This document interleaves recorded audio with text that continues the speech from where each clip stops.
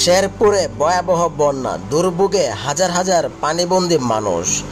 শেরপুরে ঝিনাইগাতি ও নালিতাবাড়ী উপজেলার প্রবণ বর্ষণ ও ভারত থেকে নেমে আসা পাহাড়ি ঢলের সৃষ্ট বন্যার পরিস্থিতি উজান এলাকায় উন্নতি হয়েছে, তবে প্লাবিত হয়েছে নিম্ন অঞ্চলের আরও কিছু গ্রাম।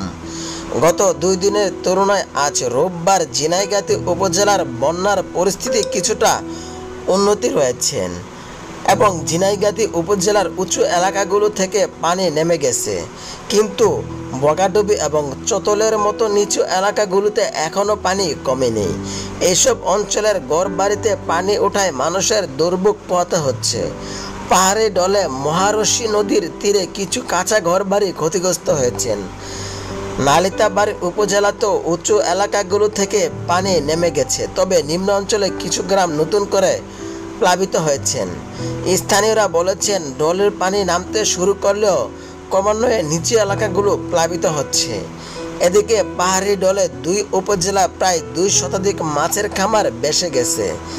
নালিতাবাড়ী কয়েকটি গ্রামের মুরগির খামার ঢলের পানিতে ভেসে গেছে।